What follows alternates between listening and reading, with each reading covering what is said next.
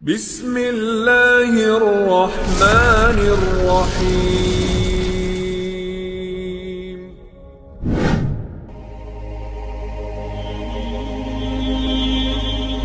Kisah seorang munafik di zaman Nabiullah Musa alaihi salatu wassalam, Qissatu As-Samiri. Siapa Samiri itu? Sebelum kita masuk pada kisahnya Samiri yang membuat patung seperti anak sapi yang kemudian disembah oleh Bani Israel, saya akan urut dulu kisahnya. Di dalam Al-Quran Allah subhanahu wa ta'ala berfirman, wa idh faraqna bikumul bahra fa'anjaynakum wa aghraqna ala fir'auna wa antum tanzurun. Dan ingatlah ketika kami belah lautan untukmu, lalu kami selamatkan dirimu dan kami tenggelamkan Fir'aun dan para pengikutnya, sementara kalian menyaksikan dengan mata-mata kalian sendiri. Nabi Musa alaihi salatu wassalam ketika menyelamatkan Bani Israel dari perbudakan Fir'aun, maka Musa berhasil menyeberangkan Bani Israel dari Mesir mengarah ke Palestina melalui Laut Merah. Dan itulah mukjizat yang sangat masyhur dari Nabi Musa alaihi salatu wassalam, mampu membelah lautan dengan tongkatnya, tentu dengan izin Allah subhanahu wa ta'ala. Terbelah 12 jalan di lautan itu, karena Bani Israel 12 kabilah.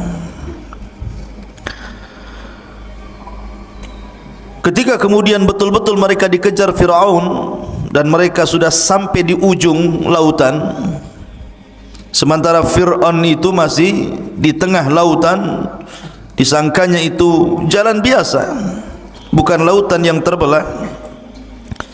Ketika betul-betul Fir'aun dan pasukannya di tengah-tengah lautan, maka Musa alaihi salatu wassalam ketika itu berada di sampingnya malakul Jibril, malaikat Jibril yang membentuk seperti manusia, menggunakan pakaian putih, kuda putih, serba putih.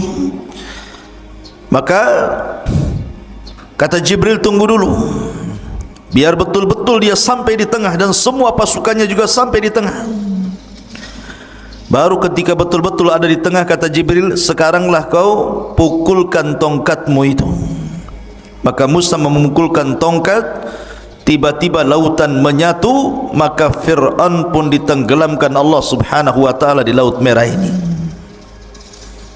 Dan Allah abadikan jasadnya, artinya ditemukan jasadnya. Kemudian jasadnya Fir'aun sampai hari ini menjadi pelajaran, dan kisah itu kisah beneran. Kalau anda ingin atau antum semuanya ingin melihat jasad Fir'aun, datang ke Mesir sana.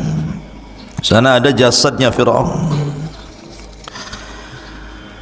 Lah, intinya bahwa Bani Israel diselamatkan, ini nikmat Allah Azza wa Jalla, diselamatkan dari kematian. Ma'asyiral muslimin yang dimuliakan Allah Azza wa Jalla, setelah itu berangkatlah Bani Israel dibawa oleh Nabi Musa alaihi salatu wassalam menuju arah Palestina. Di tengah jalan rupanya mereka melewati sebuah perkampungan yang kampungnya itu nyembah berhala, sementara mereka sudah mentauhidkan Allah Azza wa Jalla, menyembah berhala. Tiba-tiba kemudian salah satu dari kaumnya Bani Israel ini mengatakan kepada Musa, ya Musa, ij'al lana ilahan kama lahum alihah. Wahai Musa, jadikanlah untuk kami banyak Tuhan lah, masa satu Tuhan saja? Maka Musa heran, sudah diberikan hidayah menyaksikan ditenggelamkan Fir'aun, menyaksikan mukjizat yang banyak dari Musa, sudah mentauhidkan Allah, mau kufur. Makanya Musa alaihi salatu wassalam mengatakan, innakum qaumun tajhalun, kalian ini kaum yang bodoh, sudah diberikan hidayah tauhid mau sesat pula. Akhirnya Musa pun marah kepada Bani Israel. Ketika Nabi Musa alaihi salatu wassalam sudah berada betul-betul di perbatasan, tinggal masuk saja ke Palestina itu, sudah sampai di padang pasir yang mendekati Palestina. Rupanya tidak bisa masuk ke Palestina. Kenapa demikian? Karena memang bumi yang disucikan itu di Palestina itu sudah dikuasai orang lain, di mana tidak mungkin Musa alaihi salatu wassalam membawa Bani Israel ke dalam Ardul Muqaddasah, bumi yang disucikan Palestina itu, kecuali harus berperang melawan sebuah kaum yang disebut dengan Jababirin minal Amalikah, kaum Jababir dari Amalikah, dari kaum Amalikah itu yang menempati Ardul Muqaddasah, negeri Palestina. Jadi siapa yang menempati sebuah kaum Jababirin dari kabilah Amalikah, di situ sudah duluan menempati Baitul Maqdis. Maka kemudian Musa alaihi salatu wasallam diperintahkan untuk jihad. Jihad pertama kali. Sebelumnya Bani Israel tidak pernah perang. Kalian harus siap-siap perang, bertempur, merebut Baitul Maqdis dari Amalikah.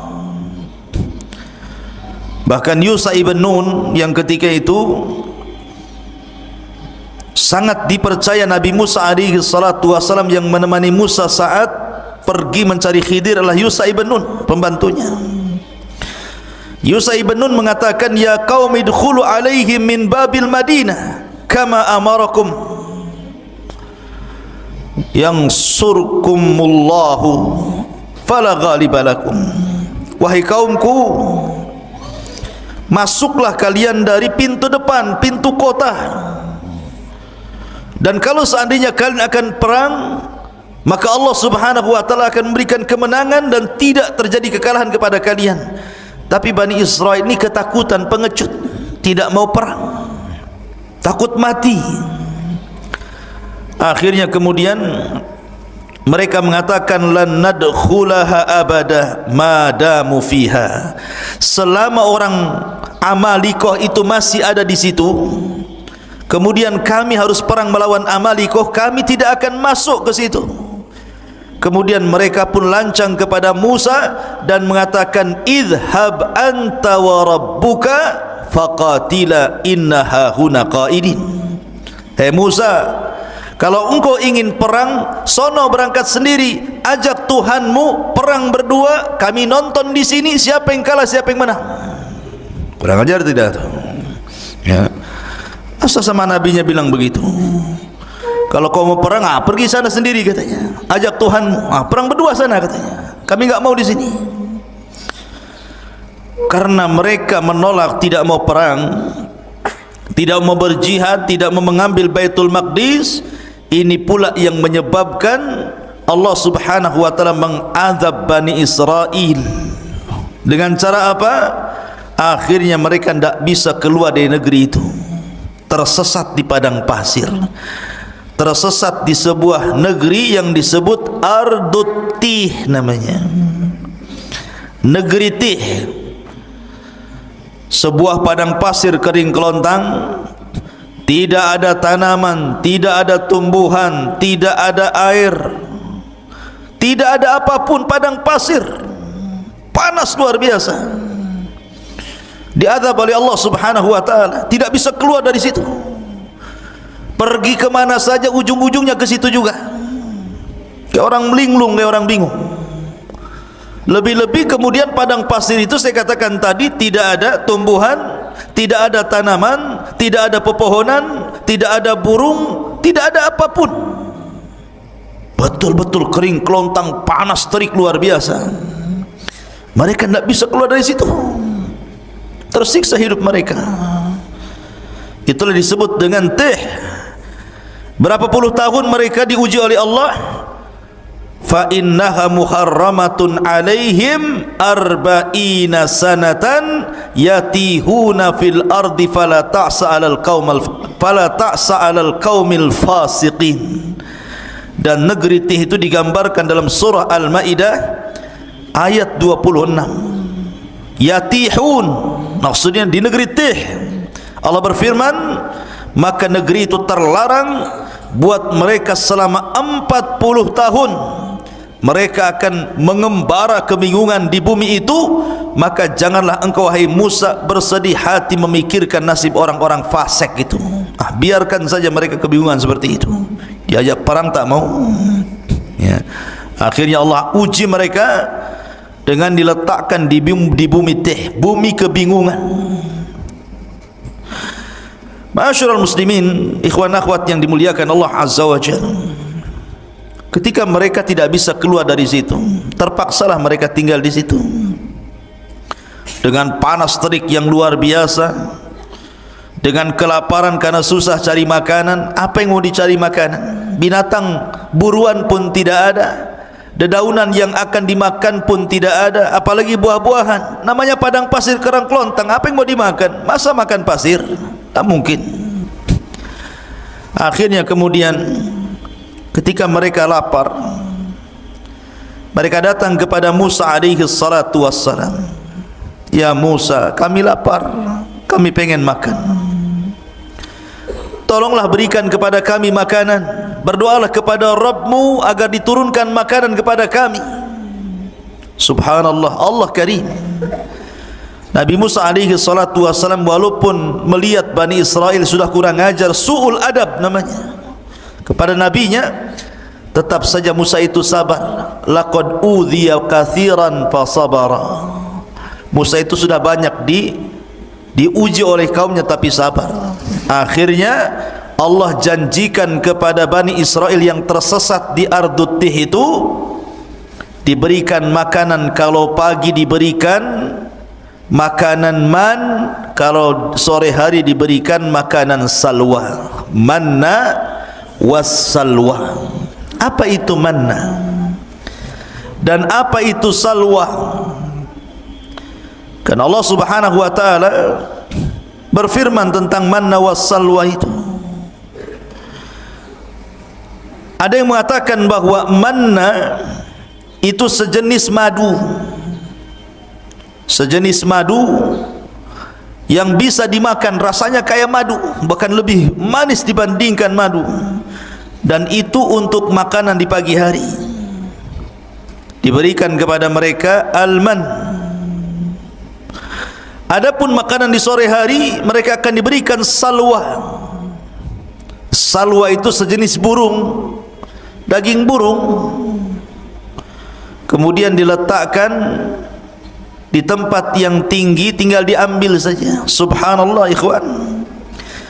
Makanan pagi dan makanan sore itu, ketika terbit dan ketika tenggelam matahari itu, Allah mudahkan semuanya. Mereka tidak perlu cari lagi, tidak perlu lelah letih. Pokoknya mereka pagi hari lapar, tinggal diambil saja. Sudah ditentukan tempatnya, nanti tahu-tahu sudah ada saja manna itu tiap pagi. Dan juga burung-burung yang siap santap, tahu-tahu sudah ada saja di sore hari. Subhanallah, ini keajaiban. Tinggal ambil saja. Mau makan pagi sarapan, tinggal cari ambil, sudah ada man di situ. Kalau sudah sore mereka lapar, tinggal makan kemudian salwanya. Ini nikmat mana lagi, ikhwan? Makan nggak perlu nyari lagi, nggak perlu kerja, nggak perlu pontang-panting gitu ya. Nggak perlu menjadikan kepala di bawah kaki di atas. Ngapain pula kayak gitu ya? Tetapi Bani Israel ini kaum yang degil, ikhwan. Gimana nggak degil? Mereka mengatakan, wa id qultum ya Musa lan nasbiru ala ta'amin wahid fad'u lana rabbaka yukhrij lana mimma tumbitul ardu min baqliha wa qithaiha wa fumiha wa adasiha wa basaliha. Apa kata mereka?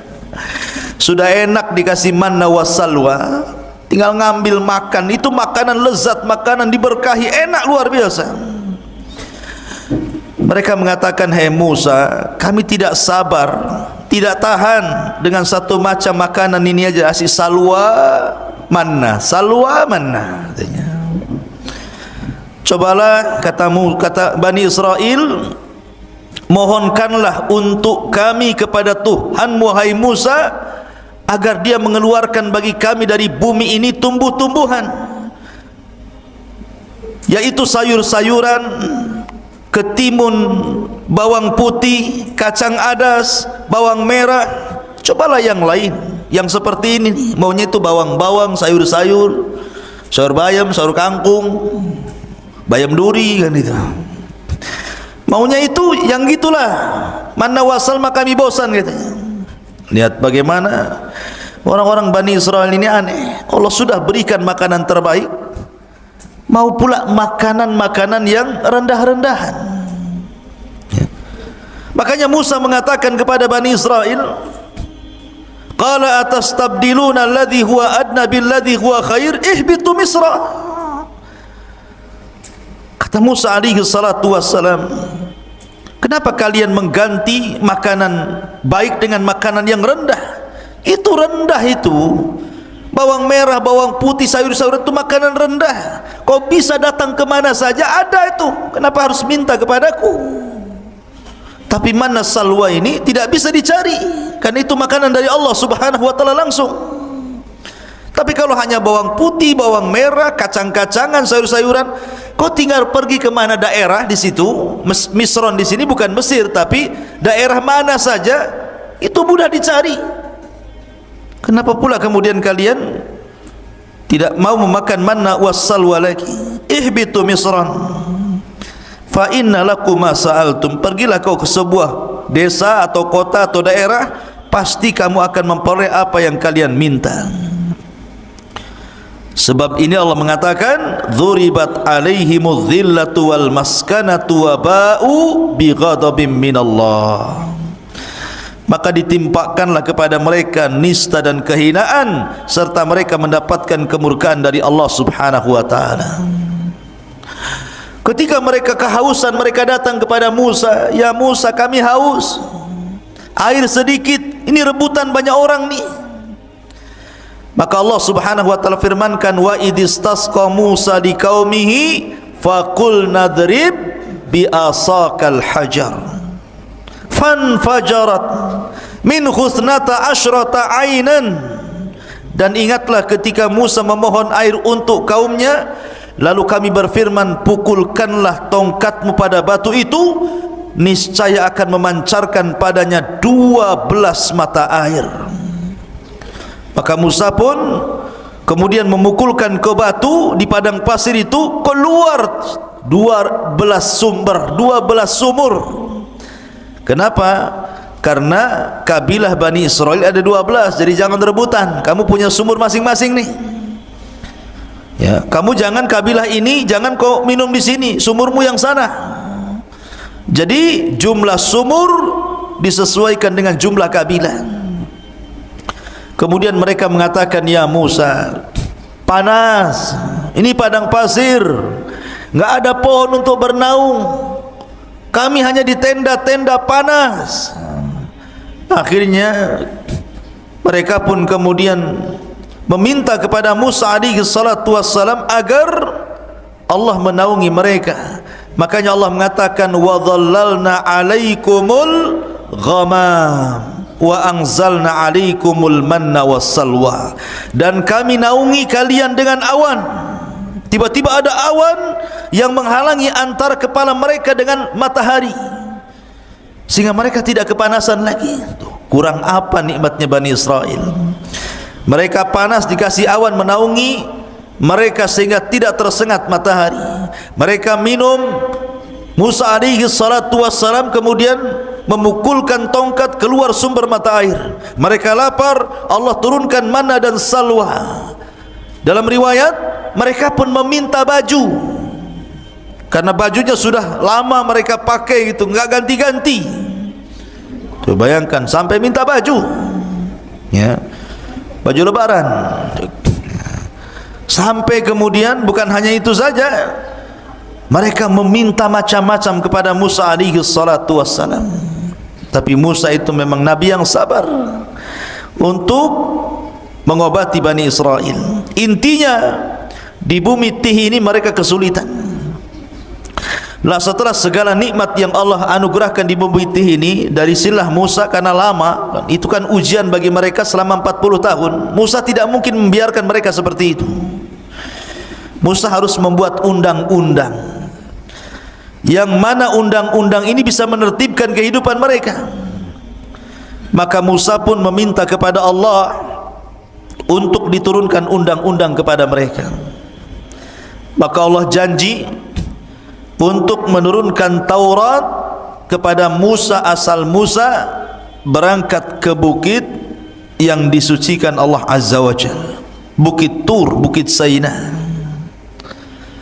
Akhirnya Musa alaihi salatu wassalam diperintahkan Allah untuk berangkat selama 30 hari meninggalkan Bani Israel untuk mendapatkan mandat Taurat. Ketika itu Bani Israel diserahkan kepada adiknya Harun. Berangkat Nabi Musa selama 30 hari. Ma'asyiral muslimin, ikhwan akhwat yang dimuliakan Allah Subhanahu wa taala. Maka selama 30 hari itu Nabi Musa berpuasa. Ada yang mengatakan 30 hari berpuasa itu bertepatan dengan bulan Dzulqa'dah. Satu bulan, bulan Dzulqa'dah, Nabi Musa berpuasa. Ketika sampai di bukit Tur, Bukit Saina, maka Musa pun beriktikaf di bukit itu selama 30 hari 30 malam, berpuasa terus, tidak membatalkan puasanya, karena tahu akan berjumpa dengan Allah. Ketika sampai di tanggal 30 sebagaimana ditetapkan oleh Allah Subhanahu wa taala, tiba-tiba Nabi Musa membatalkan pula puasanya. Bukan tidak ada alasan, karena alasan Nabi Musa kenapa membatalkan puasa di hari ke-30, karena takut kalau seandainya dia bicara dengan Allah mulutnya bau. Karena orang puasa itu kan mulutnya tidak sedap. Tiba-tiba ketika dia hendak membatalkan puasanya karena sebab itu, maka Allah Subhanahu wa taala melarang dan mengatakan, wahai Musa, jangan kau batalkan puasamu, fa inna luhufa fammis shaim atyab indallah min rihil miski. Karena bau mulutnya orang yang berpuasa itu lebih harum di hadapan Allah dibandingkan minyak kasturi. Di hadapan Allah, jangan di hadapan kawan antum, baulah. Di hadapan Allah, ya, kalau di hadapan makhluk tergantung sahur antum. Sahur jengkol bau jengkol, sahur pete bau pete, ya. Takkan sahur jengkol bau kasturi, ya. Maksudnya di hadapan Allah lebih harum dibandingkan minyak kasturi.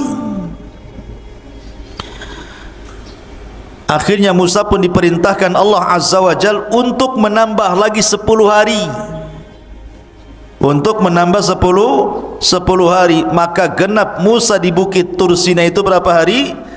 40 malam 40 hari.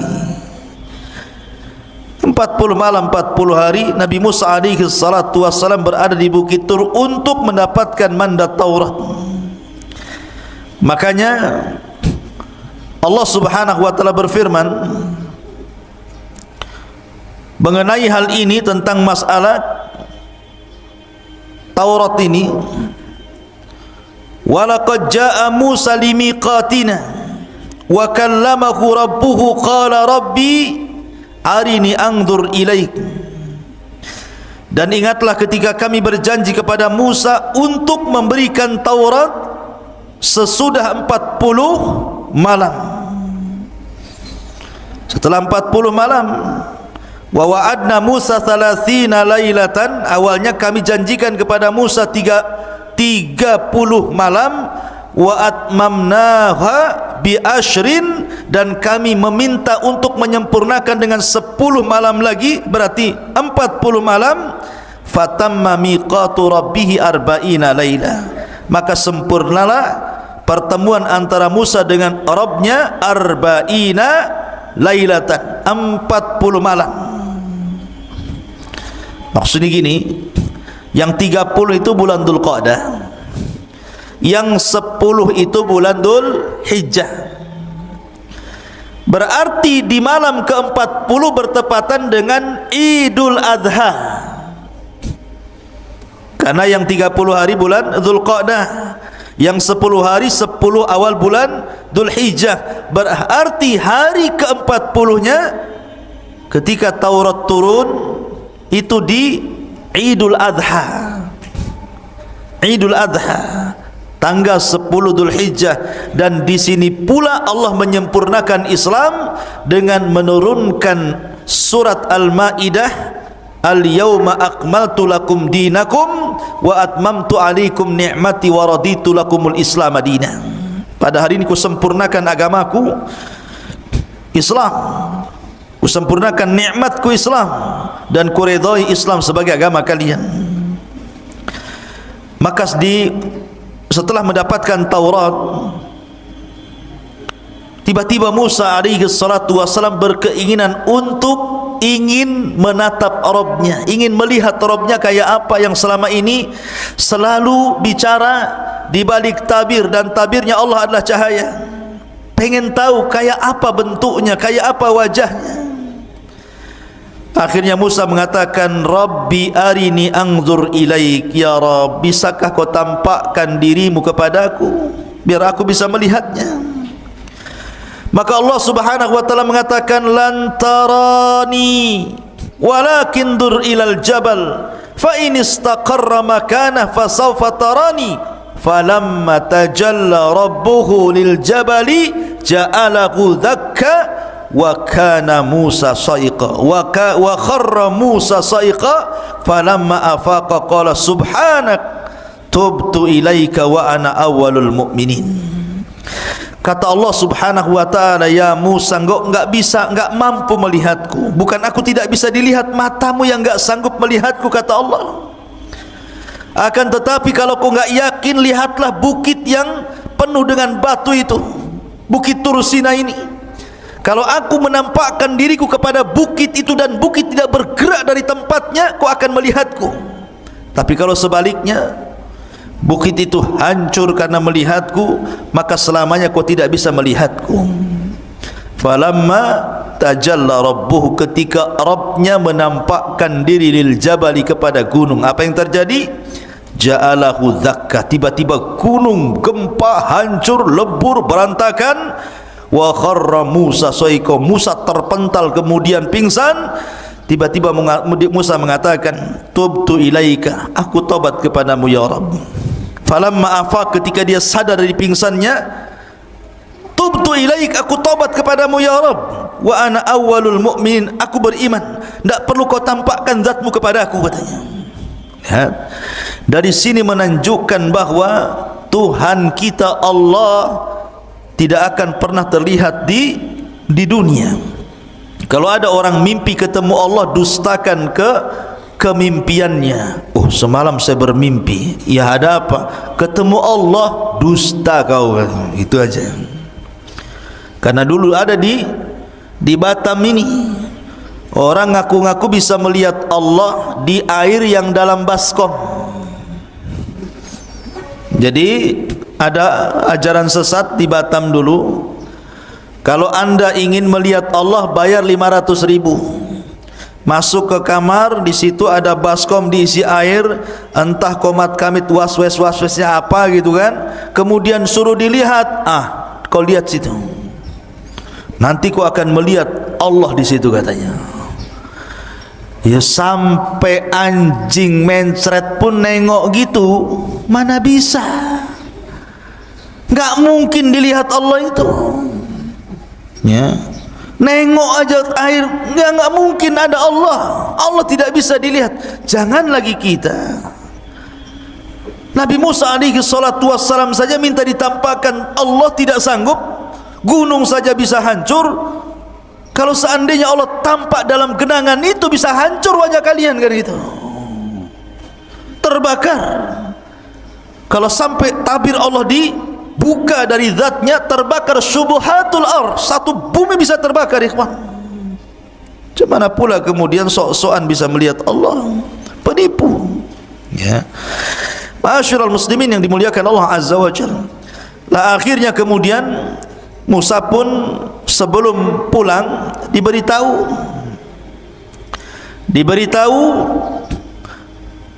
bahwa Samiri, ini kisahnya, bahwa Samiri 10 hari sudah berhasil menyesatkan Bani Israel. Allah Subhanahu wa taala mengatakan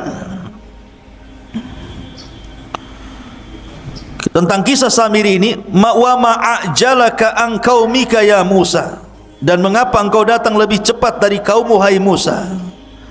Qala hum ulai ala athari wa ajiltu ilaika rabbi litarda. Dia Musa berkata, itu mereka sedang menyusulku, aku akan segera datang kepadamu Tuhanku, karena engkau ingin dan karena aku ingin mendapatkan ridhamu. Kemudian qala fa inna qad fatanna qaumaka min ba'dika wa adhallahumus Samiri. Dan Allah berfirman, sungguh kami telah menguji kaummu wahai Musa setelah engkau tinggalkan selama 40 malam, dan mereka telah tersesatkan oleh Samiri. Jadi begini, ketika Musa berangkat meninggalkan Bani Israel berapa hari tadi? 30 hari. Kemudian disempurnakan 10 hari menjadi 40 hari. Jadi dari 30 hari itu Samiri belum buat ulah tuh. Samiri buat ulah itu 10 hari ketika Nabi Musa menambah hari puasanya. Mereka sesat selama 10 hari. Bayangkan, hidayah itu milik Allah, ikhwan. Mereka mengikuti Musa bertahun-tahun, disesatkan dengan Samiri cuma 10 hari saja. Bagaimana cara menyesatkannya? Samiri ini terjadi khilaf para ulama, siapa Samiri. Ada yang mengatakan Samiri ini salah satu dari Bani Israel. Ada yang mengatakan Samiri itu artinya dia bukan dari Bani Israel, dia kaum Kibti, kaumnya Fir'aun, tapi mengikuti ajaran Musa. Pura-pura munafik, mengikuti ajaran Musa, kemudian ikut di belakang Nabi Musa. Lah ketika Musa menyeberangi lautan, ini Bani Israel ini, mereka berat membawa emas-emas orang-orangnya Fir'aun. Jadi ada sebagian emas-emas itu diambil dari tetangga-tetangga mereka waktu di Mesir. Ada yang pinjam uang mereka kan berupa dinar, emas gitu ya. Ada yang kemudian pinjam, ada yang kemudian bekerja dapat gaji duluan, kerjanya belum selesai. Pokoknya banyak. Intinya bahwa itu emas-emas itu tidak boleh dibawa karena bukan hak mereka. Maka mereka bertanya kepada Nabi Musa, bagaimana dengan emas-emas kami wahai Musa? Apakah ini halal untuk kami? Kata Musa, tidak halal. Emas-emas itu harus kalian buang di lautan ini. Jadi ketika mereka berjalan di lautan itu yang sudah jadi jalan, dibuanglah emas-emas itu sampai ke pinggir sana. Lah Samiri melihat ada buang emas banyak-banyak. Oh, ini emas banyak, kenapa pula dibuang-buang katanya. Diambilnya, dikutipnya satu-satu, akhirnya dapatlah 1 karung emas-emas yang dilempar-lempar itu. Kemudian setelah itu Samiri melihat ada orang berbaju putih, berkuda putih di samping Musa, dan seolah-olah dia pula yang memberikan instruksi. Kata orang putih begini, maka Musa akan begini. Kata orang putih begitu, maka Musa akan begitu. Samiri kaget, kenapa Musa diperintahkan orang itu? Dari sini Samiri curiga, karena memang itu jelmaan malaikat, utusan Allah Azza wa Jalla. Diperhatikan terus orang ini. Kemudian diperhatikan kudanya, Dan apabila kuda itu melangkah, bekas langkahnya itu, bekas pijakannya itu, tanahnya diambil sama dia. Diambil kemudian ditaruh di kresek, dibawa. Jadi ketika Nabi Musa alaihi salatu wassalam berangkat meninggalkan Bani Israel, kemudian digantikan oleh Nabi Allah Harun alaihi salatu wassalam, maka mulailah berulah Samiri selama 10 hari ini. Emas yang tadi dikutip itu oleh Samiri kemudian dibakar, kemudian dicetak, kemudian jadilah anak sapi, patung anak sapi yang membentuk Samiri. Kenapa anak sapi? Karena orang-orang Mesir itu menjadikan sapi itu Tuhan. Makanya orang-orang India sampai hari ini ada orang yang nyembah sapi itu. Jadi daerah-daerah tertentu di India itu, kalau ada sapi kemudian masuk ke pasar, makan kangkung, makan bayam, jangan diusir, itu Tuhan lagi makan. Ya, macam-macam. Di India itu banyak, ya, sesembahan salah satunya sapi disembah. Ada juga yang nyembah ular sendok di sana itu. Ya. Jadi akhirnya kemudian dibentuklah patung anak sapi itu. Ketika sudah jadi patung anak sapi itu, kemudian ditenggerkan di tengah-tengah lapangan Bani Israel. Dia kan punya tanah. Tanah itu bekas pijakannya kaki kudanya Jibril. Dimasukkan ke mulutnya tanah itu.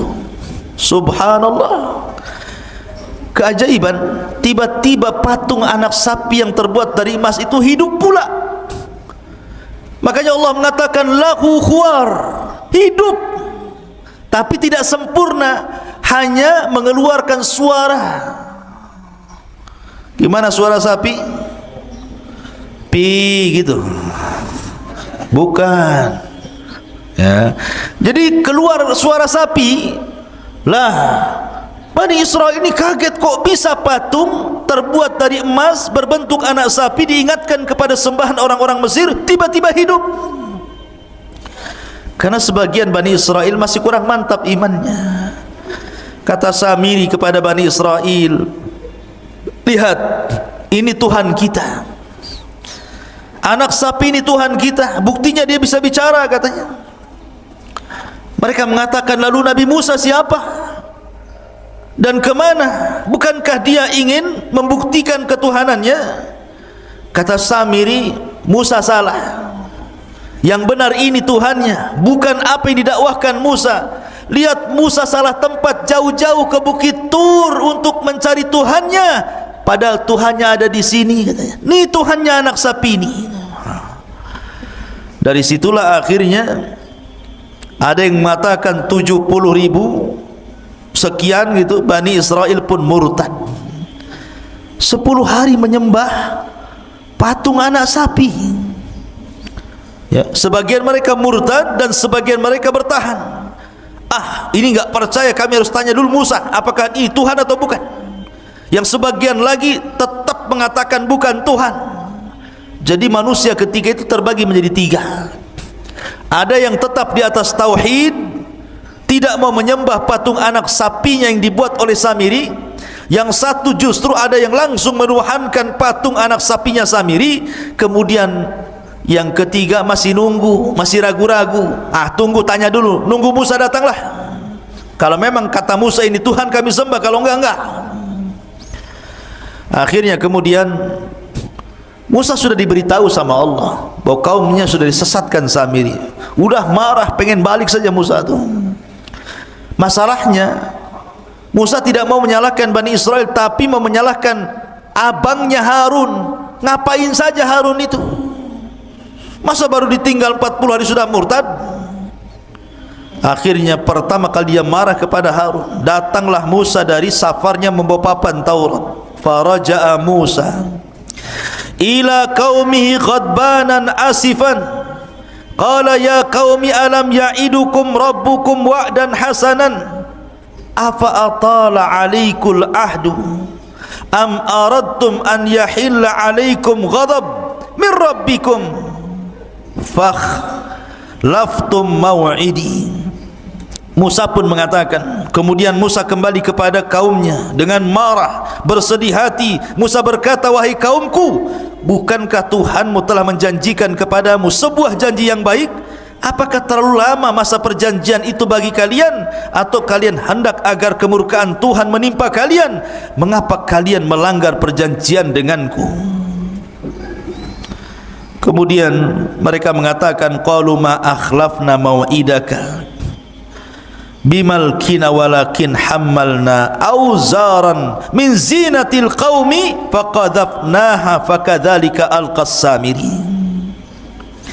Mereka mengatakan, kami tidak melanggar perjanjian wahai Musa dengan kemauan kami sendiri, tetapi kami harus membawa beban berat dari perhiasan kaum Fir'aun, kemudian kami lemparkan ke dalam api itu, dan demikian pula Samiri melemparkannya.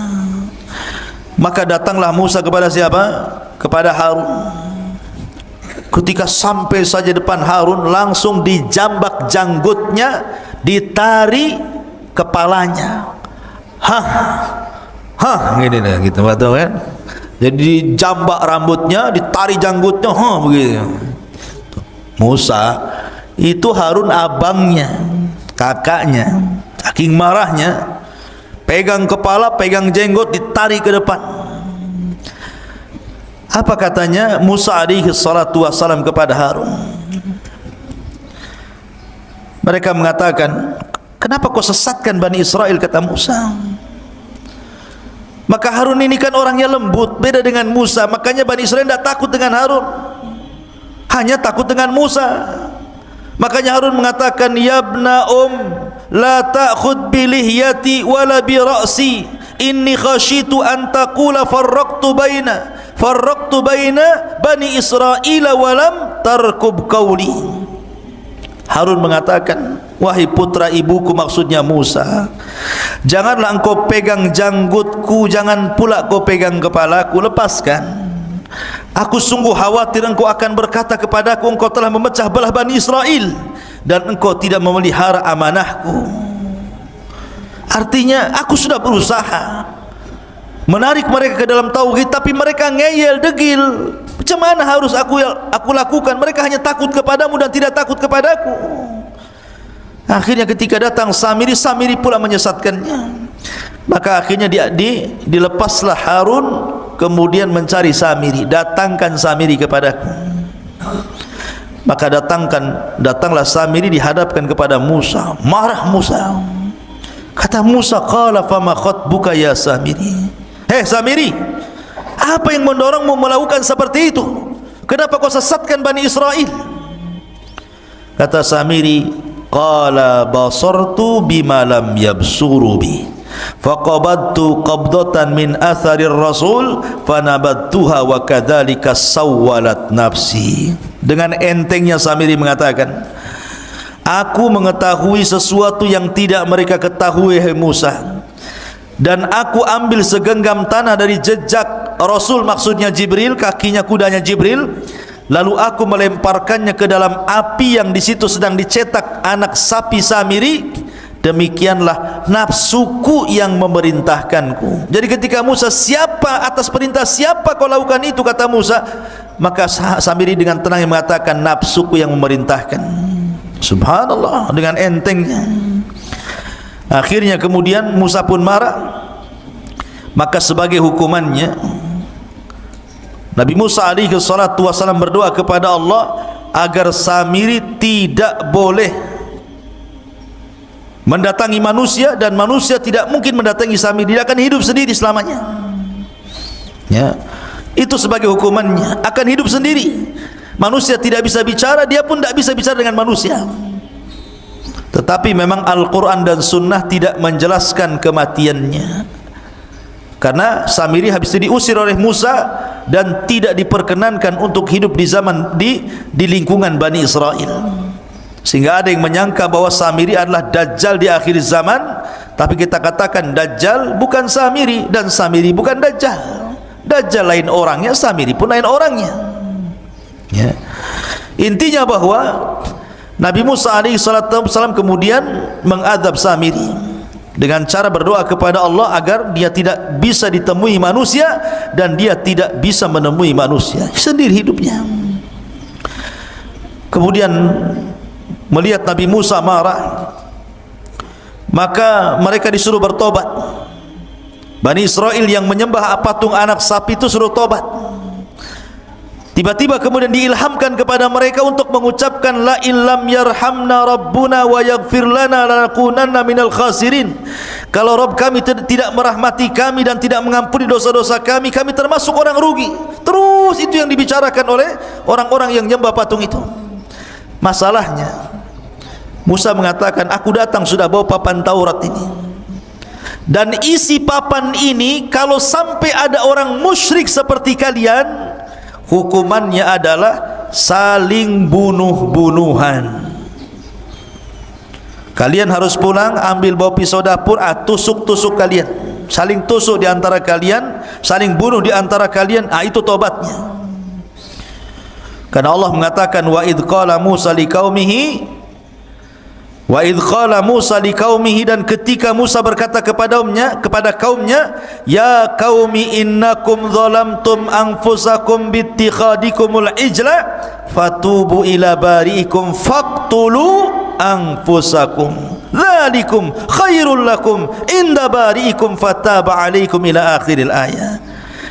Wahai kaumku, karena kalian sudah menzalimi diri kalian menyembah patung anak sapi, tobat kalian. Tapi tobatnya faktulu anfusakum, bunuh diri-diri di kalian. Mak, tobatnya ngeri. Kalau antum di dalam Islam, kalau orang datang ke dukun kemudian menyesal, tinggal balik syahadat, balik ke Islam. Ini tidak. Kalau orang sudah melakukan kesyirikan, maka cara tobatnya harus saling membunuh. Anda bawa pisau dapur, saya bawa gergaji, bawa peranglah sampai mati, sampai dua-duanya mati. Dan itu lebih baik. Sebab kalau mereka menolak untuk saling membunuh, mereka pun akan mati juga. Karena ketika mereka menolak untuk saling membunuh, maka mereka teringat dengan Nabi Musa. Musa pernah mengangkat bukit Tur, kemudian diletakkan di atas kepalanya. Tobat atau dilempar bukit ini katanya. Kalau tidak tobat, mati juga kena gunung. Kalau tobat, mati juga, sama-sama mati. Masalahnya kalau tobat mati, mati syahid. Tapi kalau mati kena lempar gunung, mati sangit namanya. Enggak syahid kan gitu, karena kena azab ya. Akhirnya mereka perang, saling bunuh-bunuhan, dan itu lebih baik bagi mereka. Matilah hampir 7.000 Bani Israel gara-gara menyembah patung anak Samiri ini. Lihat jahatnya Samiri, munafik, menyesatkan. Akhirnya kemudian Nabi Musa pun setelah kasus Samiri ini tetap masih tidak bisa keluar dari Ardut Tih itu, maka Allah Subhanahu wa taala takdirkan Musa pun meninggal. Tapi sebelumnya Harun meninggal, baru kemudian Musa. Bagaimana Harun meninggal? Dikatakan oleh ahli tafsir, jadi suatu ketika Nabi Musa dan Harun ini naik ke atas bukit, meninggalkan Bani Israel karena lelah gitu kan, ingin santai berdua saja, naik ke atas bukit. Tiba-tiba di atas bukit itu melihat ada pohon di situ. Kemudian tiba-tiba Harun alaihi salatu wassalam mengatakan, ya Musa inni uhibbu an anama ala hadas sarir. Dan di bawah pohon itu kayak ada tikar, sudah ada tikar, ada pohon, ada tikar. Kata Harun, ya Musa, kayaknya saya ingin tidur di sini katanya. Kata Nabi Musa, nam alaih, silahkan tidur. Tapi kemudian Harun mengatakan, inni akhafu ayyatiya rabbi, ayyatiya rabbu hadal bait fayaghdhabu alayya. Tapi aku takut wahai Musa, kalau seandainya aku tidur di sini, tiba-tiba Rabb pemilik rumah ini kemudian datang dan murka kepadaku. Kata Musa, la tarhab, jangan takut, aku akan melindungi dirimu, tidur saja. Kata Harun mengatakan, ya Musa, kau juga tidurlah di sini di sampingku, jadi kalau ada apa-apa kau bertanggung jawab. Akhirnya kemudian Nabi Harun tidur, Musa pura-pura tidur. Rupanya Allah Subhanahu wa taala mengirim malakul maut. Ketika tidur itulah Harun dicabut nyawanya, kemudian diangkat ke langit dengan tikar-tikarnya sekali. Itu dalam sebuah riwayat yang dikatakan oleh Imam As-Sudi. Tapi dalam riwayat yang lain, riwayat Ali bin Abi Thalib radhiyallahu an, intinya ketika Harun dan Musa meninggalkan Bani Israel, tiba-tiba kemudian Allah mengurum malakul maut. Kemudian malakul maut ini mencabut nyawa Harun. Kemudian akhirnya malaikat ini membawa jasadnya, kemudian menguburkannya entah di mana, tidak ada yang tahu. Musa pun sedih, kemudian kembali menemui Bani Israel. Harusnya saat kesedihan ini dihibur, malah dituduh pula dia yang membunuh Nabi Harun. Ya, bayangkan. Bani Israel marah kepada Musa, kau bunuh Harun, dia katanya. Karena Harun itu nabi yang dicintai Bani Israel, orangnya lembut, maka dicintai, disukai Bani Israel. Kalau Musa itu orangnya keras, ditakuti Bani Israel. Jadi ketika berdua jalan ke bukit, kok pulang sendirian, tiba-tiba Harun tidak ada. Akhirnya mereka marah kepada Musa, aqaltalta Haruna ya Musa, kenapa kau bunuh Harun wahai Musa? Kata Musa, saya tidak bunuh Harun, dia meninggal. Akhirnya Musa pun berdoa kepada Allah agar dibuktikan jasadnya bahwa dia tidak membunuhnya. Akhirnya kemudian jasadnya diperlihatkan kepada Bani Israel, baru Bani Israel yakin bahwa Musa tidak membunuh Harun. Memang sudah ajalnya. Dan setelah kemudian Harun meninggal dunia, giliran Musa. Tapi kisah meninggalnya Nabi Musa ini unik masalahnya. Disebutkan dalam hadis Abu Hurairah radhiyallahu an, Rasul yang mengatakan, jaa malakul maut, datang malaikat maut ila Musa ibn Imran, menuju Musa ibn Imran. Faqala lahu, dan dia pun berkata kepadanya, aku utusan Rabbmu, dan engkau sudah saatnya harus meninggal wahai Musa. Marah Musa kepada malakul maut. Falattama Musa alaihi salatu wassalam aina malakil mauti fafaqaha. Tiba-tiba Musa menampar wajah malaikat maut, keluar kedua matanya. Coba, malaikat maut ditampar sama Musa sampai keluar kedua matanya. Dia bilang, kau mau nyawut nyawaku ya? Tampar akhirnya. Dia tidak tahu kalau itu betul-betul malakul maut, utusan Allah masalahnya. Hadis ini sahih. Maka akhirnya kemudian dikembalikan lagi kedua matanya, kemudian pergi lagi, terbang lagi menemui Allah Azza wa Jal, dan mengatakan, ya Rabb, Musa tidak mau dicabut, malah aku pula ditampar dia, katanya. Maka akhirnya Allah mengatakan, sudah, berangkat lagi kau Musa, aku yang utus engkau. Katakan kepada Musa, saatnya dia meninggal, usia dia sudah selesai. Maka faraja'a malakul maut, maka malakul maut kembali lagi menemui Musa alaihi salatu wassalam dan mengatakan, innaka dan dia mengatakan kepada Musa, wahai Musa, sesungguhnya aku diutus oleh Allah subhanahu wa ta'ala untuk mencabut nyawamu. Akhirnya kemudian Musa pun, karena ini tahu perintah Allah subhanahu wa ta'ala, maka dicabutlah nyawa Musa alaihi salatu wassalam. Sementara Musa berada di negeri linglung, negeri Tih, tidak bisa keluar dari situ. Maka Harun dan Musa sama-sama meninggal di Ardut Tih ini. Lalu siapa yang meneruskan tongkat estafet dakwah Musa? Pembantunya yang kemudian menjadi nabi, namanya Yusa ibn Nun. Yusa ibn Nun yang diberikan mukjizat oleh Allah, bisa menahan matahari. Bagaimana kisahnya? Jadi ketika kelompok-kelompok pengecut yang diajak perang itu sudah mati semuanya, generasi-generasi itu mati semuanya, datang generasi baru, anak-anak muda pemberani dipimpin Yusa bin Nun, baru mereka mau perang.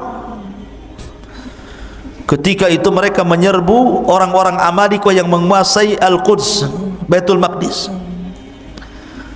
Ketika kemudian peperangan hampir dimenangkan, tiba-tiba masuk di hari Jumat, sudah hampir tenggelam matahari, dan mereka dilarang tidak boleh perang hari Sabtu masalahnya, karena hari Sabtu bagi orang Yahudi itu hari yang diagungkan. Makanya nanti kita akan kisahkan tentang kisah Ashabus Sabti, orang yang diadab di hari Sabtu. Jadi matahari tinggal tenggelam. Ini kalau tenggelam di Jumat sore berarti sudah masuk Sabtu. Sementara ini sudah mau menang. Akhirnya berfikirlah Yusha ibn Nun. Maka dia menatap matahari dan mengatakan, inni ma'mur kama annaki ma'mur. Aku diperintahkan Allah sebagaimana kau juga diperintahkan Allah. Tolong jangan tertenggelam dulu sampai Allah menangkan perangnya. Maka matahari di situ saja tidak bisa tenggelam sampai perang betul-betul menang, baru kemudian tenggelam. Oh, maka ini mukjizatnya Yusha ibn Nun, bisa menahan matahari. Kalau antum jangan pergi matahari, ya tetap saja matahari pergi. Atau antum yang pergi ke matahari, kemana? Ke Nagoya sana, ada matahari ya. Tapi bukan matahari di atas ya. Jadi Yusha ibn Nun yang kemudian berhasil menguasai Baitul Maqdis dan Bani Israel bisa masuk ya. Disitulah kisah bagaimana Samiri menyesatkan Bani Israel sampai kepada kisah Yusha ibn Nun. Dan kisahnya panjang tentang masalah Bani Israel, karena nanti ada masa-masa yang disebut dengan Ahdul Qudha, ada masa-masa yang disebut dengan Ahdul Mulukul Awal, ada namanya Ahdul Mulukul Thani, dan begitu seterusnya. Seperti Ahdul Qudha itu setelah wafatnya Yusha ibn Nun, maka Bani Israel terpecah menjadi beberapa kabilah tuh ya. Tetapi mereka masih dipimpin oleh Nabi, dan Nabi yang terakhir yang memimpin adalah Nabi Samuel. Itu Nabi yang terakhir memimpin. Tapi karena Bani Israel pusing, bosan dipimpin para Nabi, akhirnya kemudian minta dipimpin raja. Maka raja yang pertama yang dipilihkan Samuel atas izin Allah adalah rajanya Talut, yang kemudian melawan Jalut. Di antara tentara Talut ada Nabi Dawud, masih kecil. Ketika melawan Jalut, Jalut ini kan orangnya besar, tentaranya banyak. Talut ini orangnya kecil tapi kuat, tentaranya sedikit. Hanya 314 orang sisa dari sekian ribu melawan ribuan tentara Jalut. Ketika sebelum perang, di masa itu kan ada sistem mubarazah. Orang kalau sebelum perang zaman dulu itu adu tanding dulu, mana jagoanmu, nih jagoan gua. Kemudian bertarung sampai mati.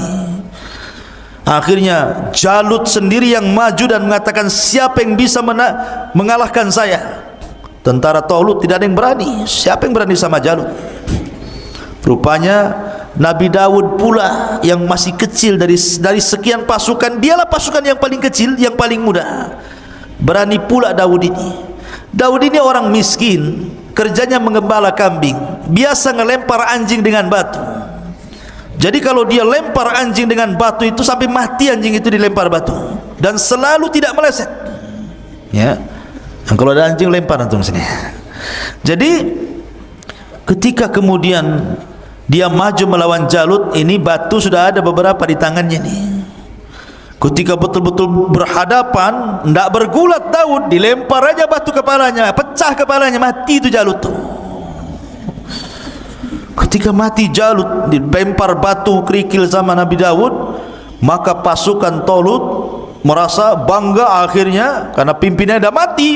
Tunggang langgang, menanglah pasukan Talut. Dinikahkanlah Daud dengan putrinya. Ketika Talut meninggal, maka dialah yang jadi raja. Kemudian Daud meninggal dunia, kemudian diwariskan kepada Sulaiman, dia pula yang jadi raja. Lah, inilah raja dan raja plus nabi. Itu cuma dua di Bani Israel, Nabi Daud dan juga Sulaiman. Dia raja plus nabi, Sulaiman juga raja plus nabi. Tapi setelah Sulaiman sudah kacau, sudah lain lagi. Banyak perselisihan Bani Israel yang akhirnya kemudian dihinakan Allah sampai dijajah oleh bangsa-bangsa. Terakhir mereka kemudian dibantai oleh tentara Bukhtun Nasr sampai diperbudak kembali, sama seperti di zaman Fir'aun.